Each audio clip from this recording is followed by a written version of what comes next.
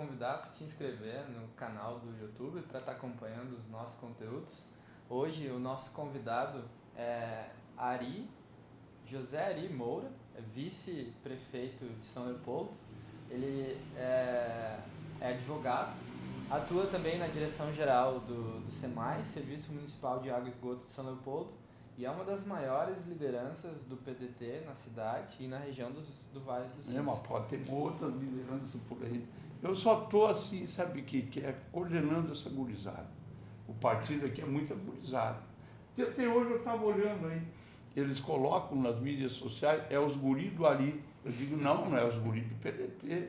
E eles têm essa consciência que eles estão num partido político. E aqui tem que ser partido político, não pode ser essas coisas que a gente vê por aí. Não aqui, e essa gurizada, os secretários que a gente indicou aqui para o governo, é só gurizada. E então, hoje o partido reflete essa visão que eu tenho, né? E aí, por isso que nós temos quase 8 mil filiados, e aí nós estamos nos preparando. Olha aqui, olha aqui, ó. Onde é que está? Já estamos aí preparando, isso aqui nós trabalhamos, ó, já estou aqui vendo quem são os candidatos que nós devemos apoiar aqui do partido aqui. Aqui a gente trabalha também com isso. Muito bom. Trabalha para poder ter o melhor candidato, ver quem são as novas lideranças, porque eu já estou na idade de largar de mão, né? Mas os que vêm e que assumem essa postura têm meu apoio sempre. Isso pode ter certeza. Primeiramente, eu gostaria de agradecer muito por o senhor ter topado o convite de estar aqui para a gente poder gravar esse café. E quero passar a palavra para que tu fales um pouco sobre a sua trajetória de vida e o que levou o senhor a se dedicar ao direito e à vida política. E além disso, se o senhor puder nos contar um pouco da sua trajetória de vida política no PDT. Bem, a questão toda da minha vida pessoal, eu nasci no Paraná, filho de gaúcho, aqui de Nonoara, ali pertinho ia Moura, meu pai, e sempre se criou junto com o Brizola, onde eles moravam, ali, depois ele mudou para perto de Carazinho, ali não sei onde é que eles estavam por ali. Eu lembro quando o pai contava das histórias dele, quando eles iam cortar folha de coqueiro, sei lá, de palmito não tem ali, é coqueiro naquele tempo, e iam a cavalo fazer essas coisas. Então, eles têm uma relação de parentesco ali inclusive ali tem lá em Nonoaia, ali começou ali começou a reforma agrária, e ali tinha como é que é o nome daquele pessoal que é parente do Brizola ali, então aquele grupo de gurizada, o Calixto, o Jair Calixto, que era o líder desse pessoal dos primeiros, a primeira reforma agrária que deu aqui no Rio Grande, foi dali que nasceu. Foi ali que o Brizola, então, fez aquelas reuniões ali, o Jair Calixto, o Ney de Moura Calixto, que era sargento na época, quando estavam tentando aí implodir o palácio lá em Porto Alegre, ele era sargento da aeronáutica. E ali eles tiveram uma intervenção muito boa em Canoas, aí no aeroporto, para evitar deles bombardear o palácio. Eles botaram areia no motor dos aviões e aí não pegou. Quando quiseram se mexer, já tinha os sargentos ali, aquela turma ali que estava junto com o Ney. Até o avô da Juliana Brizola, né, o Daitz, que parece que era também da aeronáutica, estava junto, não? Aí tinha mais gente, por isso que eu estou dizendo, era um movimento de sargento. Mas que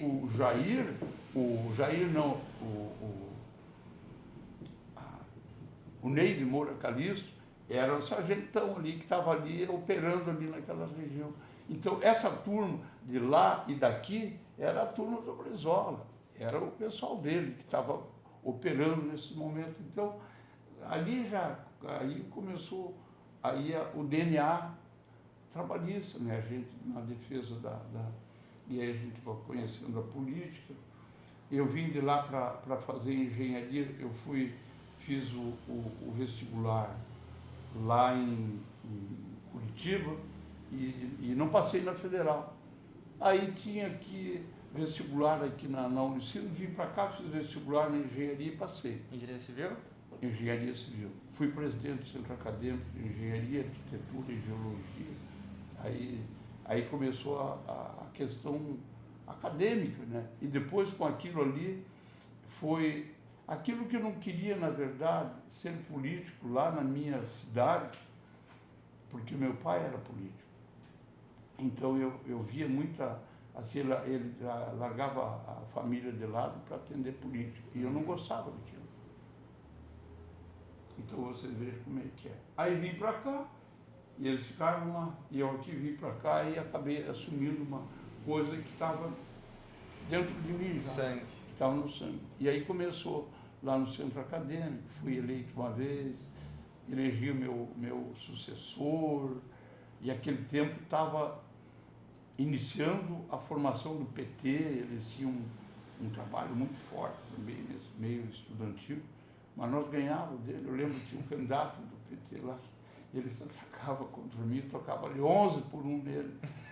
Aí tinha que... Então, mas isso faz parte do passado.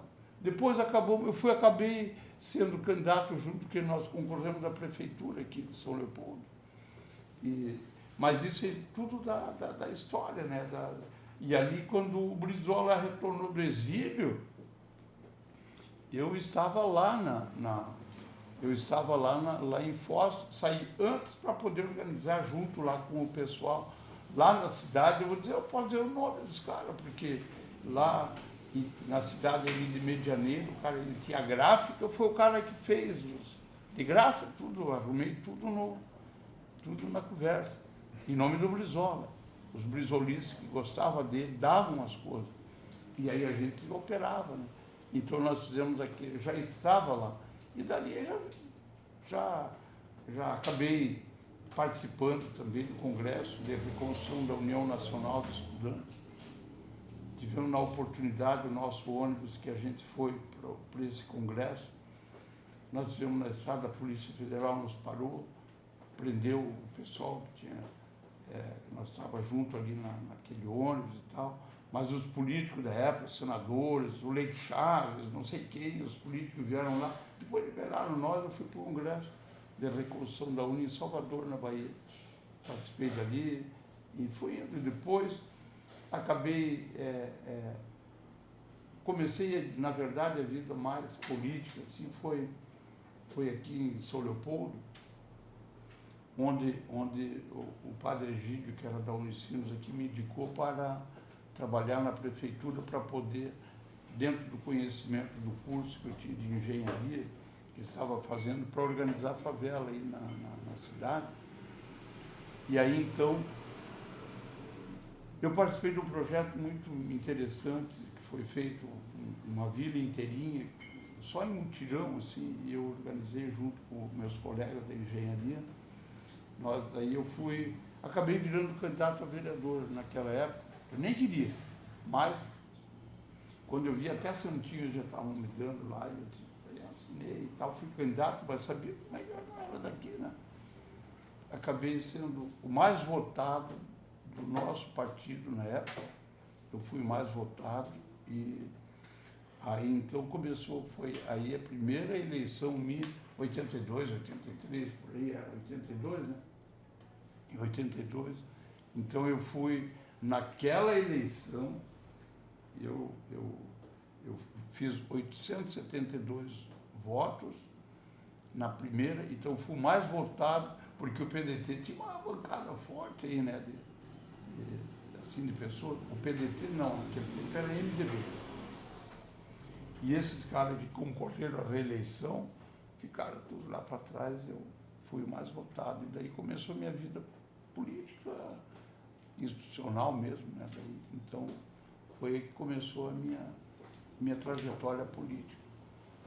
E aí, então, quero deixar depois mudei. Um mimo para o senhor. Aqui, olha aí, ficou trio, olha aí. Bueno, Ari, nos conte um pouco então sobre a sua desistência da engenharia, como é que foi esse contexto de ter vindo mais para o campo da política? Eu na época, então eu fui candidato a vereador e acabei me elegendo. E aí quando comecei o mandato, eu comecei a entender que a engenharia não me ajudava muito lá ali geralmente os processos legislativos têm um encaminhamento todo diferente que da parte técnica, né? Então eu acabei aí eu lembro quem me dava muito conselho, pare, tu tem que, e aí era diretora da Câmara, então que me aconselhava para que eu fosse fazer direito, dizer assim, tu tem um baita no futuro político aí pela frente.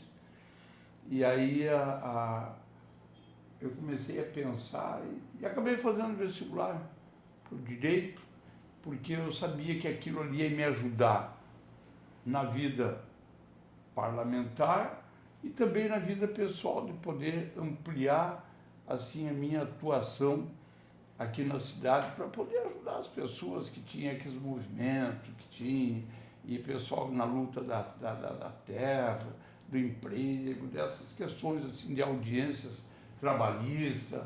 Eu fazia de tudo. Então, foi por isso que eu troquei. E aquela época, a bem da verdade, um engenheiro, trabalhava aqui na cidade, tinha muito engenheiro, meus colegas, e muitos engenheiros trabalhavam no balcão aí de loja por aí.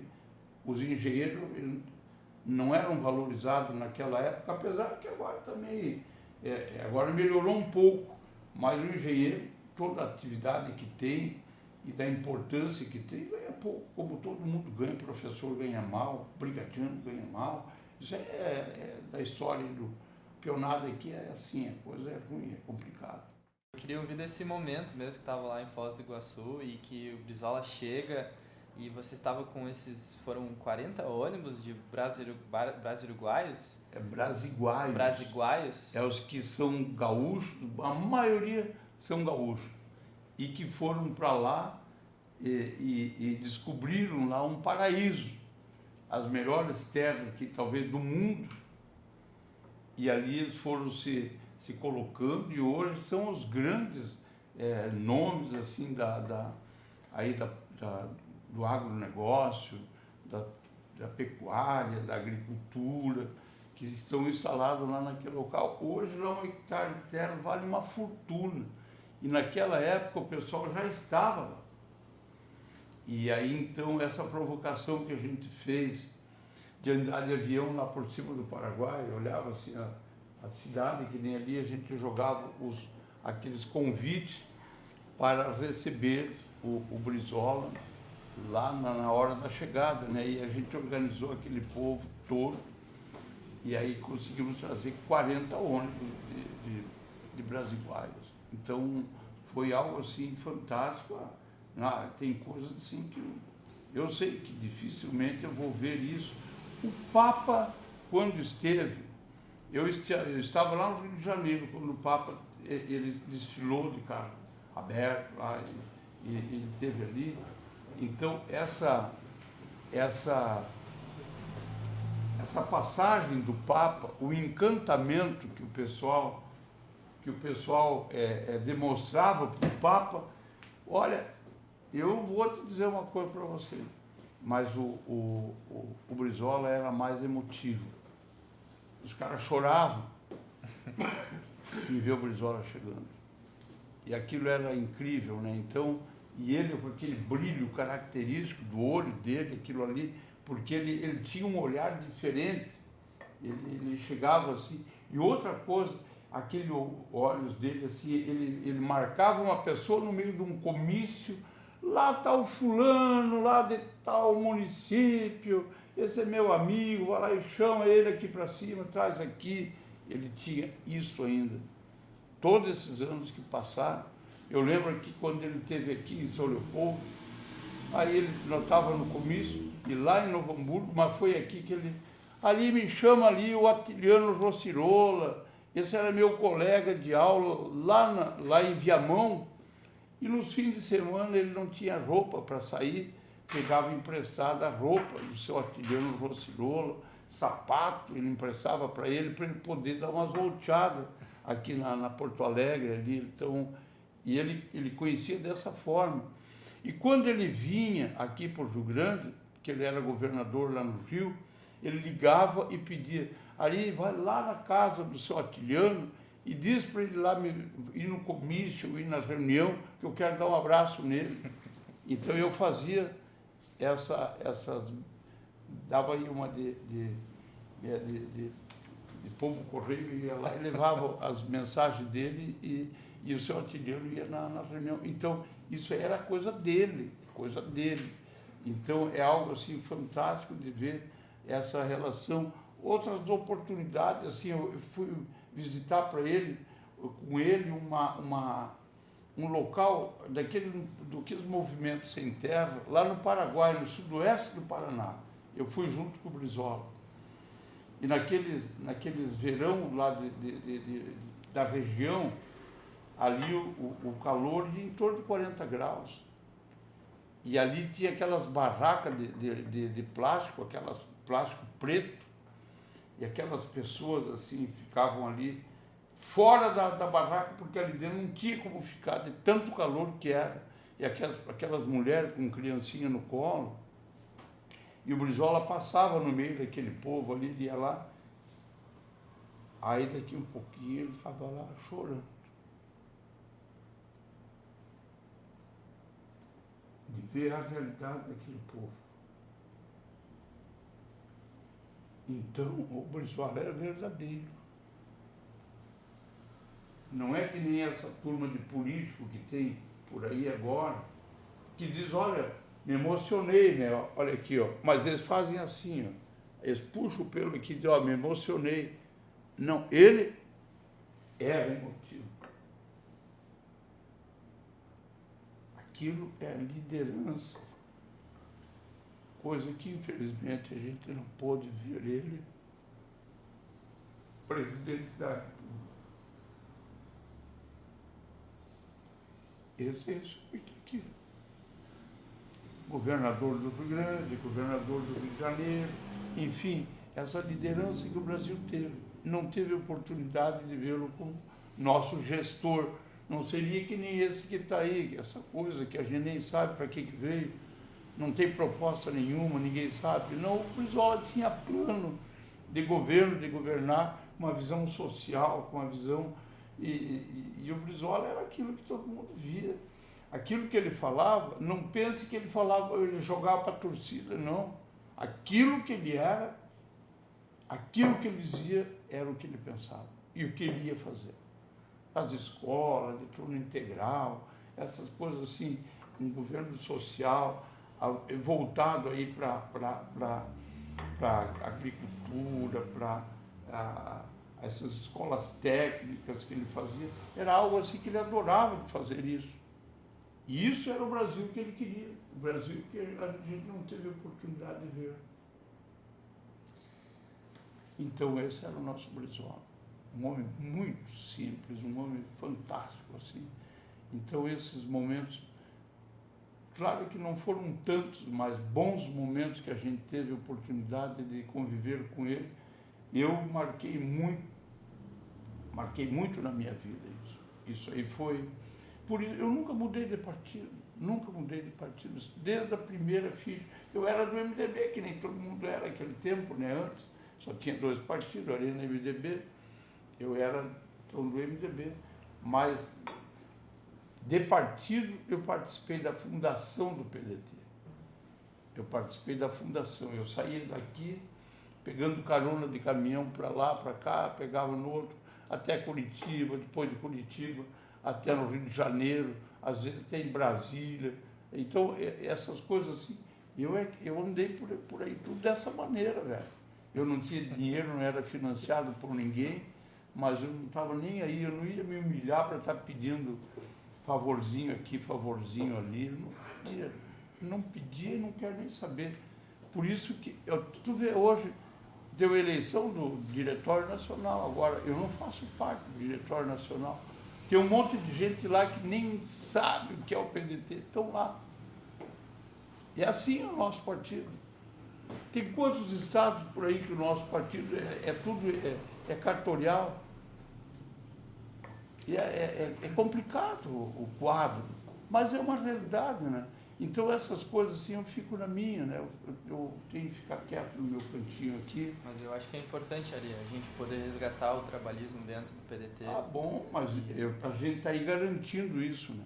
E aqui quando vem esse tipo de gente aí que vem para cá, para cair dentro aqui, eu só quero chegar aqui para ser candidato, que nem teve um há pouco tempo aqui em São Leopoldo, a gente mesmo faz o expurgo dele dali. A gente reúne partido, faz convenção, e na convenção dá os resultados, 70% pedindo para ele sair. E teve uns aí que até o diretório estadual da época e federal, aí, todo mundo veio apoiar, é o candidato do fulano, do Beltrano, só os graudão levaram o calabaile daqui, eu dava risada. Trouxeram uns 10 aí para ficar fazendo, acompanhar as eleições aqui, a convenção, e trouxeram, e depois viram a derrota deles, apostaram no cavalo errado. E nós estamos aí, né? Estamos aí, sempre, as duas últimas eleições, os mais votados aqui da cidade. Eles alegam um monte de coisinha, porque sempre tem, né, algum detalhe assim, mas hoje o partido, nós somos vice aqui da cidade, junto com o Vanazzi, um baita de um cara, o Vanazzi, um bom prefeito, e essa amizade que a gente tem passa também pela parte política, porque todo mundo sabe. Ora bem que o prefeito do PT fazendo escola de turno integral, isso aí tem gente do PDT que não faz. Então, aqui, essa nossa participação traz escola de turno integral, a nossa participação traz trabalho social, a nossa participação, nós estamos envolvidos naquilo que é o que o PDT que tem que ser. E aí tem que fazer coligação, a gente faz com o PT, porque o Vanazzi é o cara que faz isso. Não é daqueles xarope que tem no PT, tem muitos aí que são muito xaropão, né? Ele não é um cara light, assim, fantástico, de bom convívio, um cara tranquilo. Então, eu não tenho nada que criticar, muito pelo contrário. Eu só votei até hoje no Brizola e Lula. Teve aí também outra eleição que teve o nosso candidato a presidente. Primeiro turno eu sempre voto no Ciro, e depois no segundo turno vou votar no Lula se precisar, se eu não ganhar no primeiro turno, né? Então, essas coisas aí a gente tem noção que a política é assim. Não precisa vir aqui ninguém me orientar, porque isso eu sei fazer.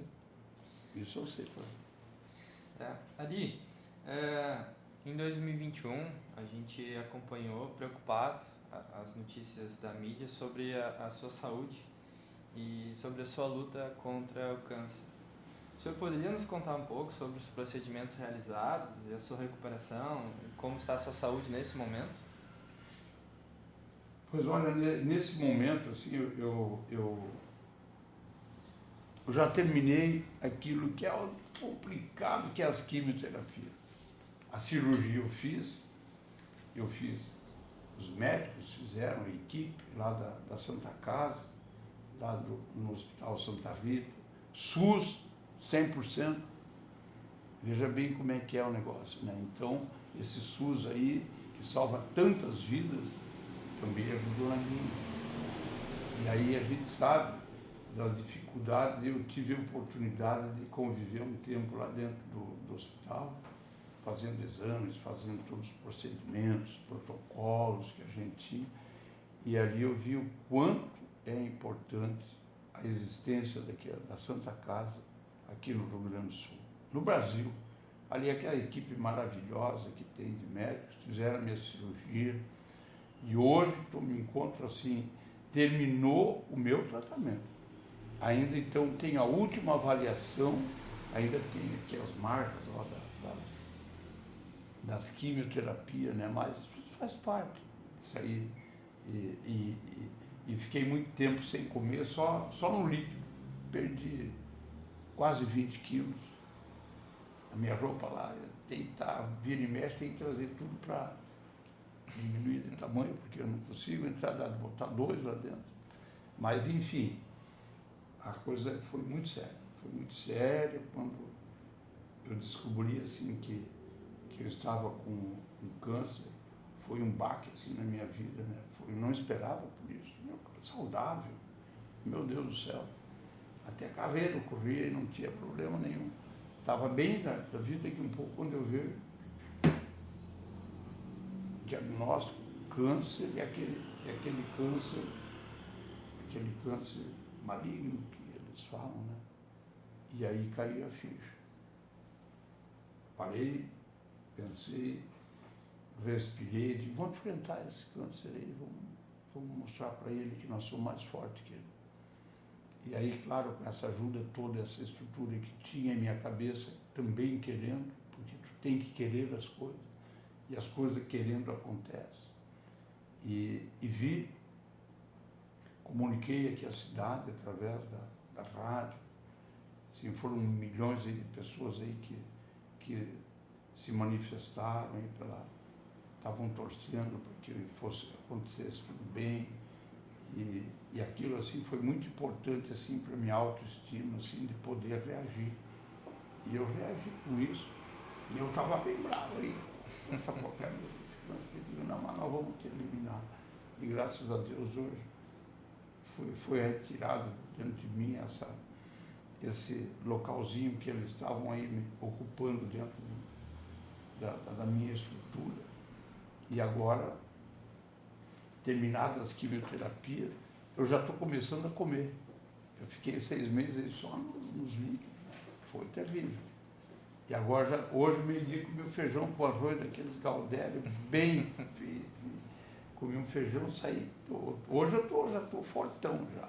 Daqui a 1 mês eu já estou de novo aí na estrada, para tudo que tiver e que acontecer. Eu sou de chegada, assim, de trabalhar, então. Mas não parei nunca de exercer minha atividade, sempre trabalhando. Eu despachava lá dentro do hospital, lá em Porto Alegre. Eu despachava, pegava, falei, isso aqui tudo ó, que eu vou ter que hoje eu tenho que assinar essas coisas aqui. Isso aqui tudo eu fazia lá dentro. Não tinha problema nenhum. Com um computador na mão lá, eu estava sempre aqui, ó, conversando com o pessoal, fazendo as reuniões, fazendo todas as discussões do trabalho aqui, nós fazíamos através das mídias que tem. E por isso que hoje eu estou aí bem. Hoje eu estou muito contente, porque um feijãozinho com arroz fazia horas que eu queria comer. E hoje estava bem bom. Fico bem feliz que o senhor tenha se recuperado, que dê tudo certo nessa finaleira. Vai dar tudo certo. E poder estar aqui com a gente contando um pouco da sua história, da sua trajetória, da sua experiência. Mas, Ari, o senhor como vice-prefeito em São Leopoldo, nós temos a renomada Universidade do Vale dos Sinos, a Unicinos, que traz desenvolvimento social, econômico e tecnológico para a região, bem como capacitação profissional da população, não só do município, mas de toda a região do estado. Inclusive, eu sou natural de Canela e tinha muitos amigos que vinham até São Leopoldo para poder estudar na Unicinos, né? Visto que tem esse contexto de muitos alunos virem de longe, até mesmo de outros estados do Brasil, como por exemplo o senhor falou do próprio curso de geologia, que também, né, atrai muitos jovens de outros lugares do Brasil. Arquitetura, todos os cursos são. Considerando a importância da universidade para o município e região, como é a parceria entre a universidade e a prefeitura municipal? E quais os principais projetos realizados conjuntamente entre a universidade e a prefeitura? E o nosso governo, né? Nós estamos aí com. Hoje nós temos, sei lá, tem pouca gente eu acho que sabe, porque eu vejo que tem às vezes até pessoas aqui da cidade não sabem, mas nós temos hoje a Unicinos, o curso de medicina, nós temos um convênio com a Unicinos. E ali está sendo formado, os estudantes já estão participando dos programas sociais nos bairros, nas vilas.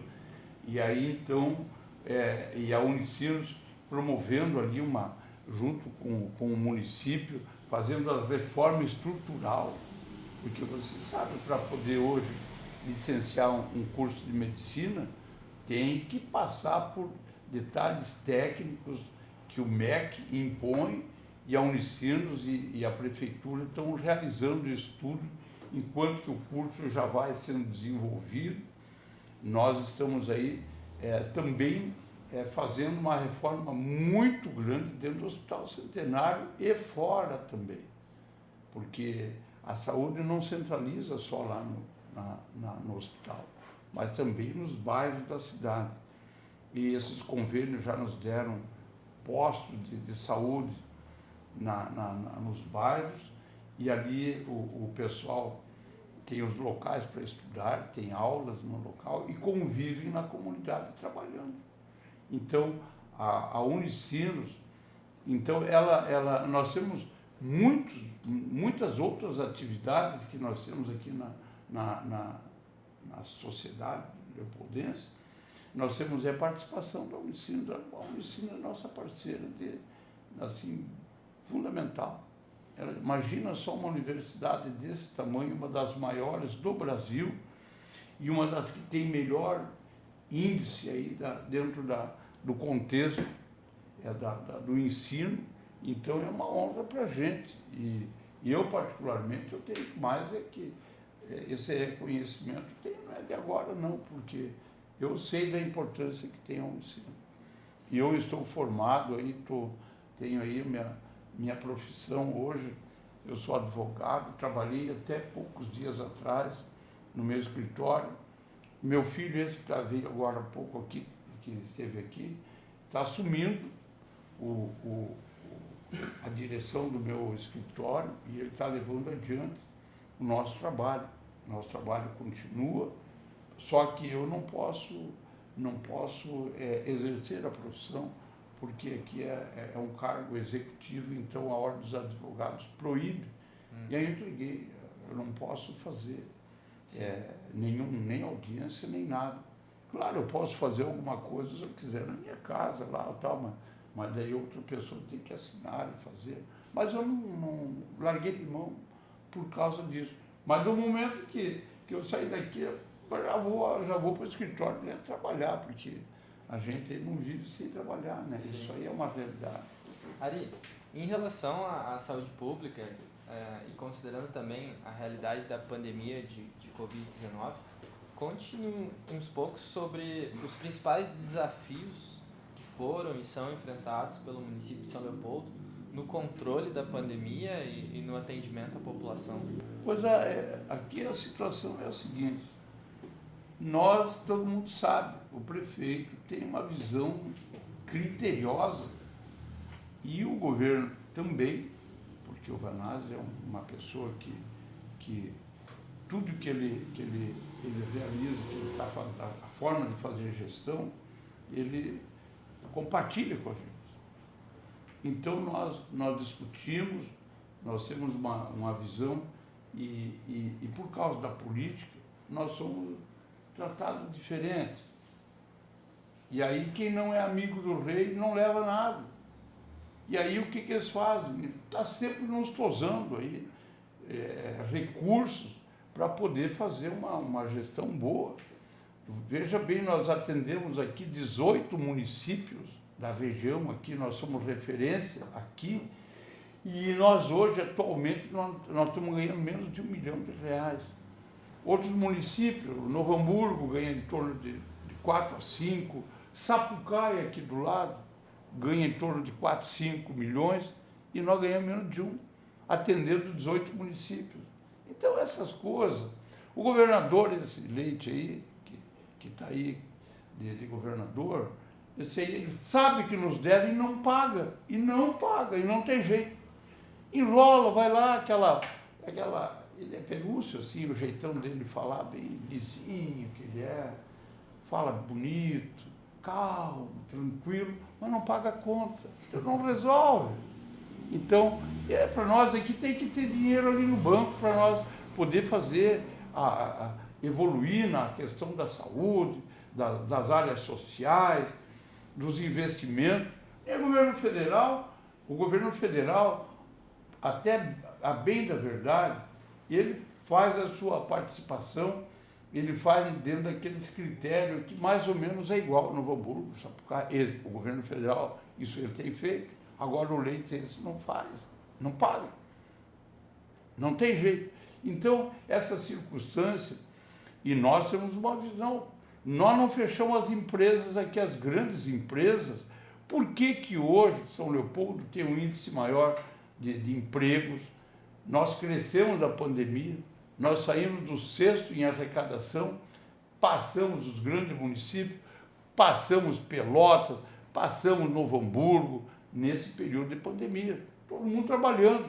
O comércio no centro aqui, isso aí, tu sabe que a gente fez os protocolos com as grandes empresas que nós temos no município, Gedore, Taurus, essas grandes empresas aí, Steel, todo mundo aí cumprindo o protocolo, trabalharam todo mundo.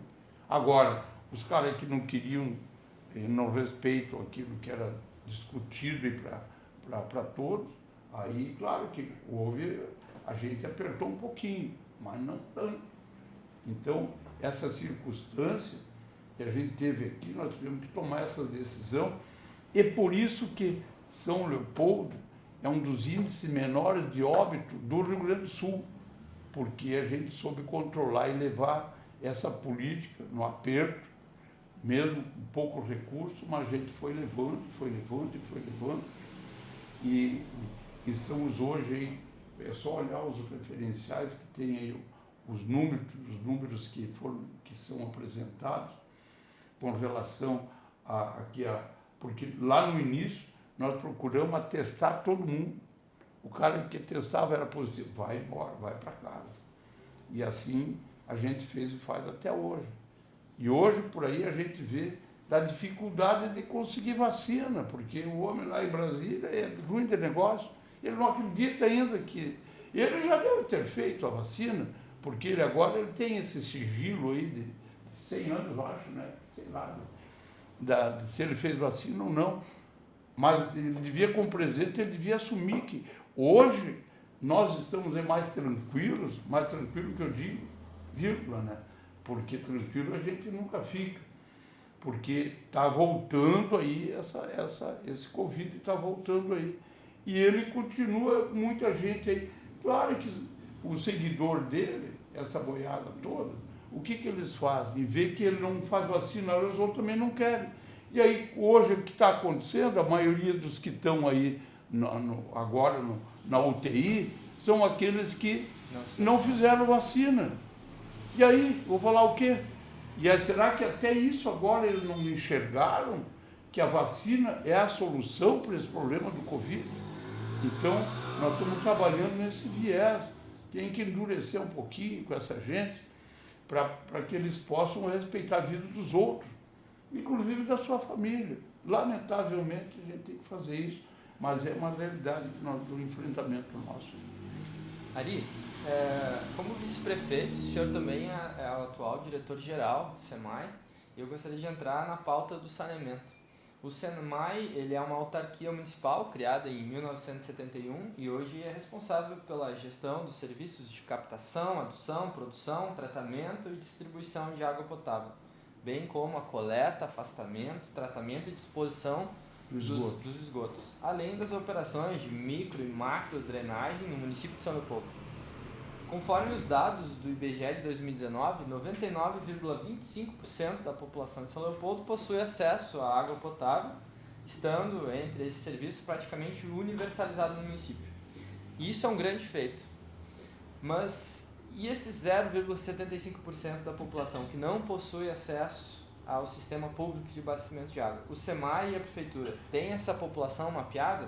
E São Leopoldo conseguirá efetivamente universalizar o acesso à água potável nos próximos anos, atendendo a 100% da população? O 100%, sabe que a coisa assim é difícil de chegar a 100%, porque sempre vai ter um probleminha nessa área.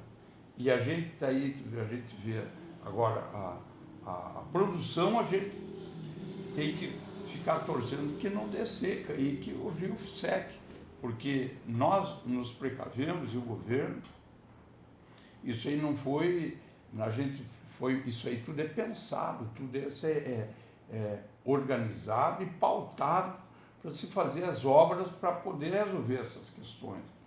Então a questão da água foi lá no início, quando feito o SEMAR, porque era a Corsã aqui. A Corsã era que vendia água para nós, mas só que eles mandavam para nós aqui era vento nos canos.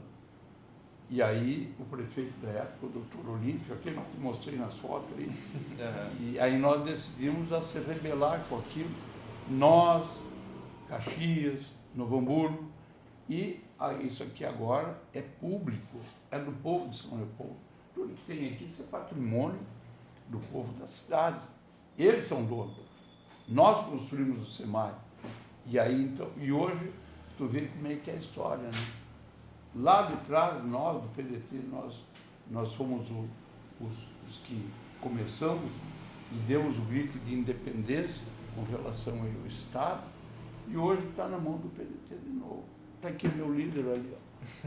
E aí, então, o doutor Olímpio, que era o prefeito da época, não está. Mas está o Vanazzi, que está ali, que desde o período que ele entrou também para ser prefeito, aqui em São Leopoldo, ele sempre teve uma atenção, um capricho muito grande com relação à questão da água, manter a qualidade da nossa água, é uma das melhores do estado, e podem ter certeza que bem melhor do que todos esses camburão, aqueles tambor de água que eles compram aí, a nossa é melhor.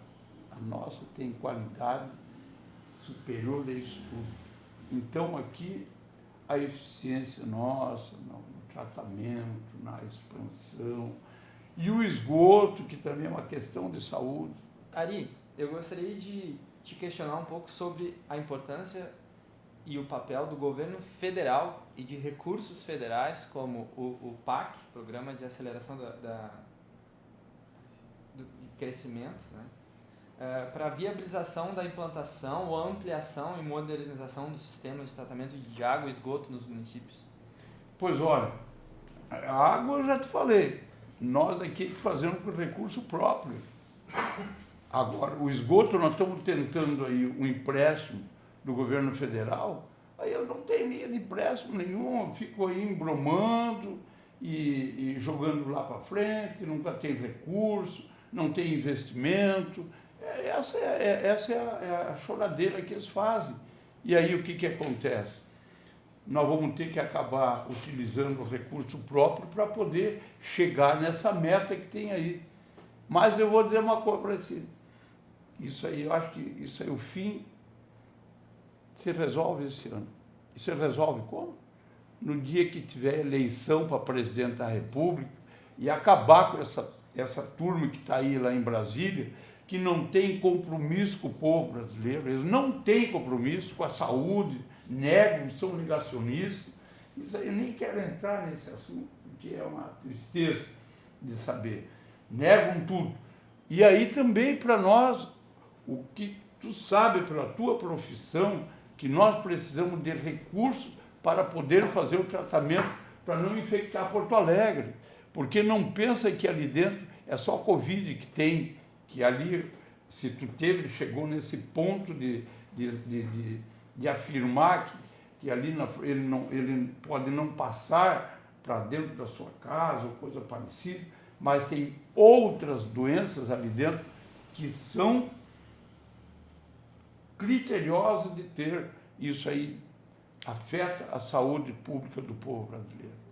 E aqui nós precisamos, então, o governo federal tem que dar atenção para isso, porque nós aplicando no saneamento, vai diminuir as portarias do hospital, as ambulâncias, todas essas doenças todas que tem aí na própria água. Agora, sem dizer que depois o esgoto in natura que sai das ruas da cidade e das comunidades todas, imagine só, tudo jogado ali para dentro e joga para Porto Alegre. Porto Alegre capta aquilo ali para ter que fazer o tratamento e vão beber a água. Será que eles não pensam nisso? Querem só fazer asfalto. É bom, é bonito, beleza? eu também gosto. Mas só que vamos cuidar da saúde do povo. Isso aí tem que haver o investimento, o comprometimento em salvar a natureza, porque senão nós vamos acabar morrendo juntos. E hoje em dia, essas idades que a gente vê das pessoas que antigamente morriam perto de 50, nós já estamos andando a 70, 80, 90 por aí. Por quê? Porque essas pessoas acabam mais não tomando água infectada, não isso, nem aquilo. Então, o saneamento básico salva vidas e dá vida para todo esse povo. Então, vamos salvar o nosso povo. O saneamento básico é o saneamento. Aumentou a expectativa de vida do brasileiro. Enfim, são resultados que se tem para os países que aplicam, né, investimento, mas tem um algo a mais ali, Ari, que inclusive, compartilhando um pouco de resultados da minha tese de doutorado, uma preocupação que eu tenho muito forte é em relação aos contaminantes químicos, né? Então, tem até uma pesquisa que foi realizada na Fevale, coletou em São Leopoldo e coletou em Novo Hamburgo, e eles investigavam contaminantes químicos, e uma dessas pesquisas foi num filtro residencial, que durante 6 meses a água ficou passando e fica o material retido no filtro. Nesse material retido, eles fizeram uma estimativa de que concentração que poderia ter na água para consumo humano. E encontraram um dos parâmetros, 17-alfa-estradiol. É um hormônio utilizado, na verdade um anticoncepcional. E na concentração que ele estava, ele era carcinogênico, cancerígeno. Só que são parâmetros que eles não são previstos no padrão de potabilidade, eles não são monitorados na rotina. Mas é uma fronteira que a gente tem no sentido de conhecimento científico e de que consequências que pode ter para a população, né? E aí quando a gente olha, por exemplo, a gente tem um dos índices mais elevados de câncer aqui no Rio Grande do Sul. Enquanto a média nacional é 3 casos novos por ano, a cada 1.000 pessoas, aqui no Rio Grande do Sul é 5, é quase o dobro. E aí fica aquele questionamento, né? O que tem de diferente aqui para ter essa incidência maior? Eu tenho como hipótese que alguns desses contaminantes químicos concentrados na água, pela peculiaridade do nosso manancial, que pode ser uma das respostas. Eu queria encaminhar a pergunta para o senhor, que com a aprovação do novo marco regulatório do saneamento e com essa onda de privatizações acontecendo pelo país e pelo Rio Grande do Sul, como é o caso da Corsã, que graças aos nossos prefeitos do PDT conseguiram segurar de não assinar aquele contrato, aqueles termos aditivos que o Eduardo Leite botava com cartas fechadas para os prefeitos, sem passar pelas câmaras de vereadores. Aqueles que assinaram ficaram sujeitos, né, lá na frente a responder, até por um crime de responsabilidade fiscal, por não ter tido diálogo e aprovação na Câmara de Vereadores. Mas a sociedade leopoldense também está discutindo uma possível privatização do SEMAI, como teve candidato na campanha de 2020 com essa bandeira, né? Aí eu queria questionar para o senhor, esse assunto já está superado e a privatização está fora de questão, ou é uma coisa que a gente tem que enfrentar? Não está nada, eles estão tentando, e eles vão vir com isso aí de novo, porque esses candidatos aí da turma do Bolsonaro aí, eles são todos, eles são assim, eles vão para privatizar, eles querem vender tudo, Então, ora, isso aí a gente tem que estancar, é aquilo que eu estou dizendo. Agora, no dia que vai ter eleição esse ano, vai terminar tudo ali, porque eles vão perder a eleição. Eles vão perder, não tem nem dúvida.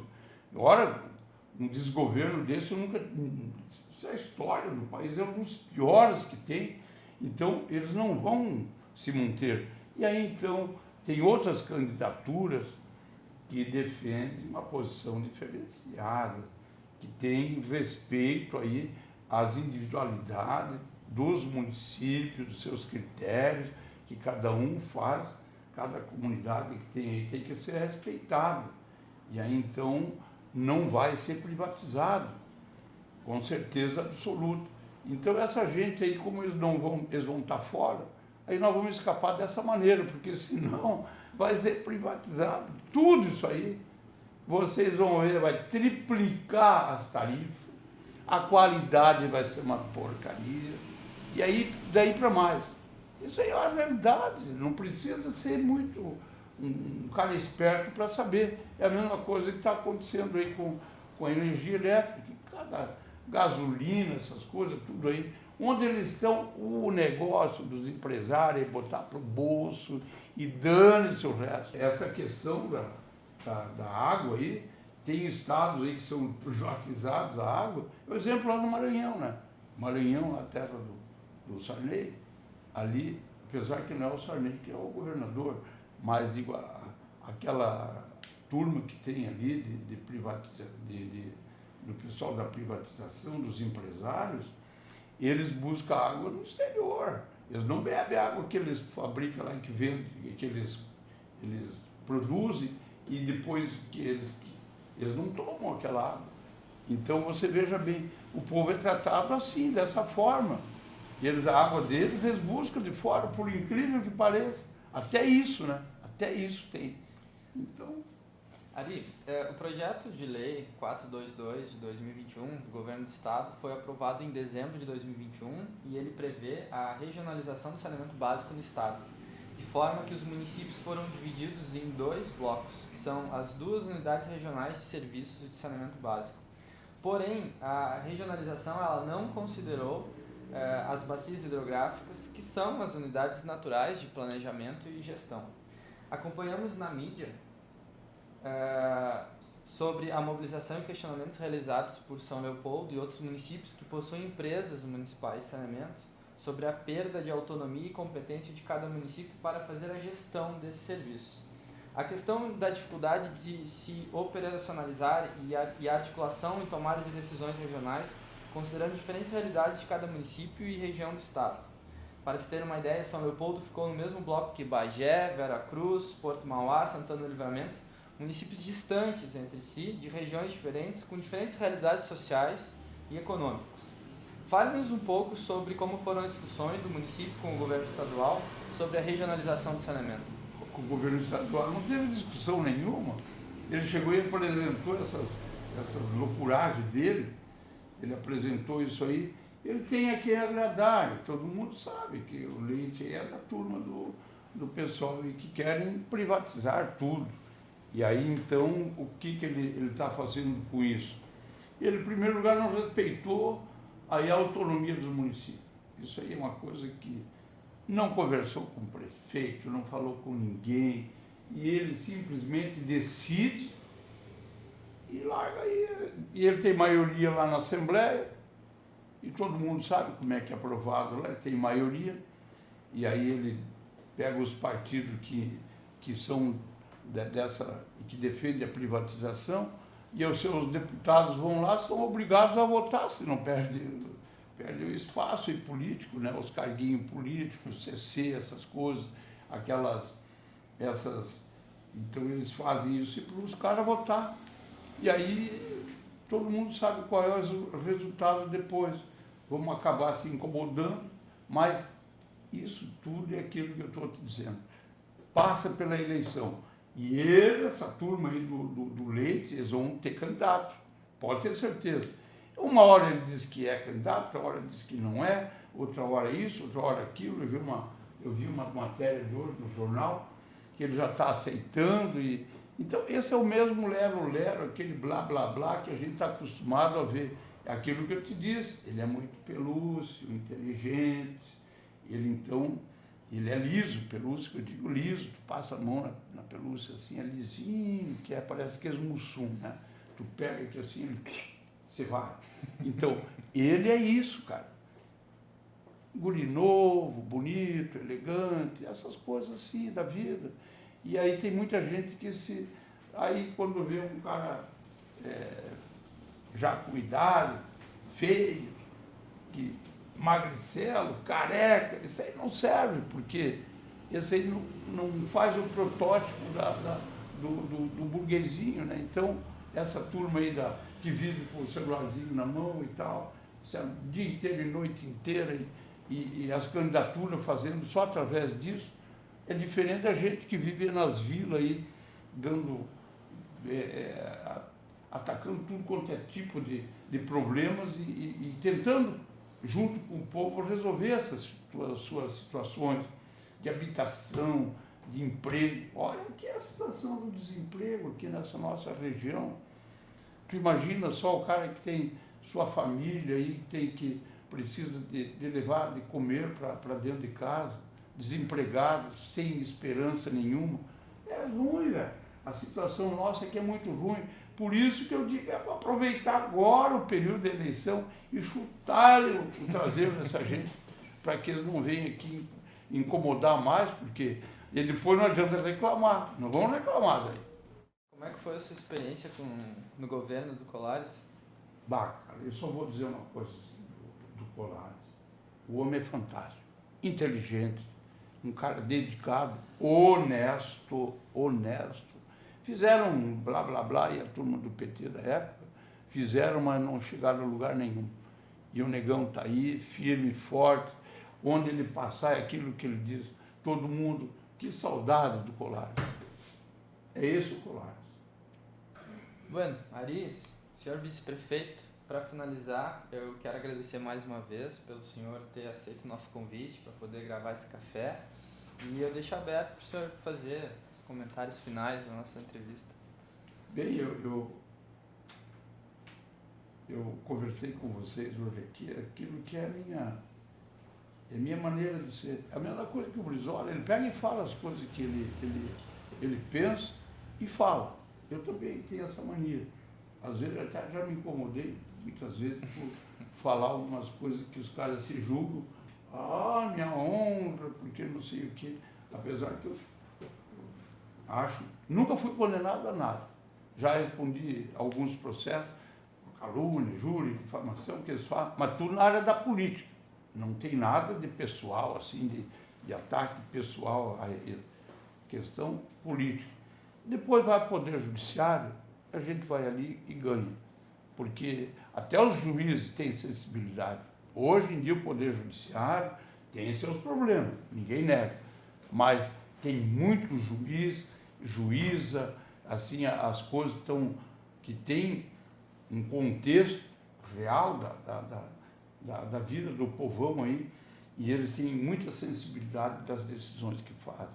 Então, por isso, assim, que a gente vai comentando, eu tive a oportunidade de falar com vocês, eu te agradeço aí pelo presente, dá uma olhadinha, eu vou ficar com essa, vou começar a tomar café todo dia agora lá na minha casa, e só que esse aqui é muito grandão, eu vou gastar muito café, não, mas eu ponho menos, né?